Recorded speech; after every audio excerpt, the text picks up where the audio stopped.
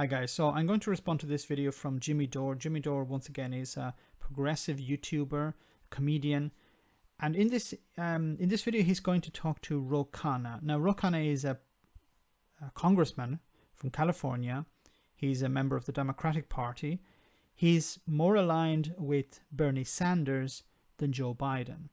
Now in the Democratic Party, if you don't know, there are, it's a bit like the Labour Party where you have the left and you have the centre, and maybe even the right inside the Democratic Party. But Joe Biden is more like the center, while Bernie Sanders is more to the left, if you don't know. And I'm grossly oversimplifying the whole situation, but it's not that important. But Khanna is a progressive. He's very famous for pushing for a minimum wage, for Medicare for all, for example, in Congress during his time there.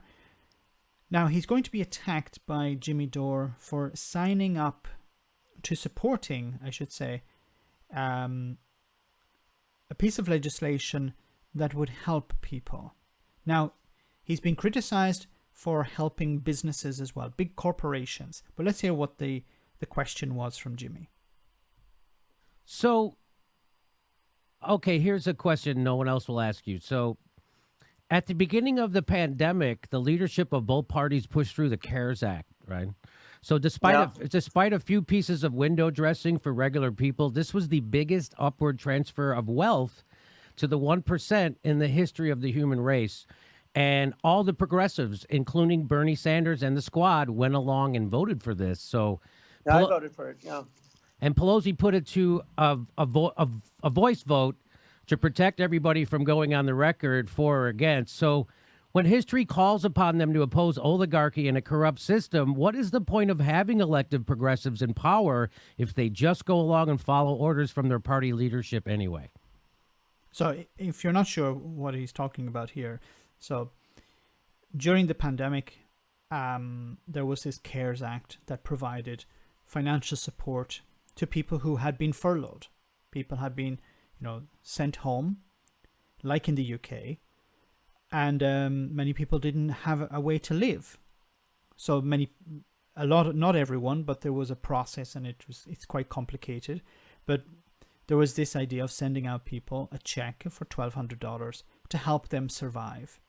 Now, at the same time, the Republicans and the Democrats were fighting over, if you're going to give money to, for example, ordinary people, the Republicans were saying, we want to include also money for companies. We want to include assistance for corporations, all types of different things. And Jimmy is criticizing this, but let's go on. Oh, that was not following orders. It was a tough decision. Look, I grant you that there was too much of an excess giveaway to large corporations and large businesses. But remember, it also had a $1,200 check for families. It also had increased funding for small businesses, for restaurants, for people who are hurting. It increased unemployment insurance and gave extra $600 a week plus the unemployment extension. So there were a lot of things in there that did help working families. And this doesn't make any difference to Jimmy, but let's go ahead. And small businesses. We can argue whether the balance, you should have voted no or yes. And I think on balance, it helped more than it hurt. But that was the rationale. So we won't argue because there's nothing to argue about. You all voted for the largest upward transfer of wealth in the history of human race. Everybody knew it was coming who knew anything, who read it's just shock doctrine, because this is exactly what they did in 2008. It's exactly what and they did it this time with in a week and a half. It took them a few months last time, but this time they knew they got it down. They did it right away, and they got all of you to go along with that. And so they used that window dressing, that bullshit $1,200 and the unemployment extension, so you guys could hide behind that. And that was horrible what you did. But Jimmy, you don't think that made a difference in people's lives? I'm sure you know people who got $1,200 or the unemployment extension. So of course, Ro, that's exactly the bullshit line that's why that's in there, so you can come on here and say that. Jimmy Dore doesn't live within reality. Jimmy Dore doesn't have problems to pay bills. Jimmy Dore doesn't have a problem, to pay his mortgage. I'm pretty sure Jimmy Dore is doing quite well for himself. He doesn't have to, worry at night, will I be able to pay the rent? Or will I have to borrow money from my friend in order to pay the rent and then worry about having to pay my friend back? Am I going to survive to the end of this month? Jimmy Dore doesn't understand any of these things. He's acting a bit like, and he wouldn't like me to hear this if you ever heard me say it, Bill Maher, completely disconnected from reality. Was there an upward movement of wealth to the richest 1% or whatever? Yes, there was. But Khanna voted to give people at the bottom a chance to survive. Now, it's easy for you to stand on this, sit on the sidelines and complain. And I'm directing this at Jimmy Dore. Because you're not going to suffer. Ideology is... it's very easy to talk ideology when you can't pay bills, or where you can't pay for food for your children, or you're worried whether your car will be repossessed because you're not able to make any payments for that car, and then you're worried, will I actually have a job after this because I don't have a car to get to work? These were the real worries that people had, and this was what was probably going through Khanna's head when he decided, I'm going to vote for this. I don't like the fact that it's going to help out large corporations. But what's the alternative? I'm not going to put my ideology before reality. We say in Ireland, I don't know if you use the same expression where you come from, we say it doesn't fry on the pan. Ideology doesn't fry on the pan. You can't eat it. It won't feed you. It's very privileged to be able to sit there in your studio and say, you shouldn't have signed up to this. You should have resisted. You should have told Nancy Pelosi to go to hell. That's very easy for you to say, Jimmy, because you're not suffering. Now, Khanna isn't suffering financially. He's a congressman. He's probably on, I don't know how much he earns, it's irrelevant, but I think he's probably doing okay. But he understood that while he's doing okay, other people are not. And he decided, I'm going to put my ideology aside. Khanna is completely against this type of thing of giving money to corporations. But he understood that if I block it, if it gets blocked, what do we maybe we win some ideological victory, but the people at the bottom, the people who need this money, won't get it, and they're going to suffer.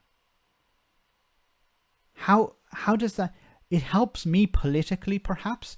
I win, I score a few goals for a few days, for a few news cycles. I stood up to Donald Trump. I stood up to Nancy Pelosi. But what is the cost of that? This is just disgusting behavior by Jimmy Dore. While you voted for the largest upward transfer of wealth in the history of the human race during a crisis without giving health care to people and using your leverage, that's the only time that the progressives had any leverage. And healthcare wasn't part of the stimulus. This was about financial. Healthcare wasn't. What would you expect? Do you understand that to change from a private healthcare system to a single payer healthcare system requires a lot of time and effort? This was about handing out stimulus checks for $1,200. Are we going to do it or are we not? You could say, well, why didn't he include something about the environment? Why didn't he include something about Black Lives Matter? Why didn't he include something else? You could have a list of 100 things that he should have included on that, but it wouldn't have made any difference. It wasn't relevant to that bill. Totally rolled over for the machine. I agree with the healthcare point. I do think that that's a fair point, and we tried to fight, but maybe we could have fought in other ways. But the idea that we have the worst healthcare crisis, certainly in my lifetime, and the logical response would be, okay, let's extend healthcare, and that we have had no extension of healthcare coverage. I mean, other than saying that coronavirus treatment is free, is a failure. I mean, I will grant you that. I mean, in usually America, when there's crisis, we have a. I'm actually defending him better than he's defending himself. Maybe he's afraid that, because Jimmy is a progressive and he's going to turn people off him. But I think he was given a choice. Vote for this. If you support this, it will go through. If you don't support it, it won't go through. And people will suffer at the bottom. I think the Medicare for All would have been an advantage to include. But what would have happened? The Republicans would have said, no, we're not going to include it. Or we'll include it, but you need to cut the welfare check from $1,200 to $500. Then what would he have to do? Then would he have to say, okay, should we help people in the short term and lose the long-term goal? Or do we throw people under the bus in the short term and achieve the long-term goal? It's easy, once again, for Jimmy Dore to sit there in his studio and say, you should have done this or you should have done that. Because Jimmy Dore, once again, is not going to suffer financially from this. Let me know in the comment section, guys, what you think. I'll leave a link in the description to this video so you can watch it all. But it does demonstrate to me that Jimmy Dore has decided to live outside reality.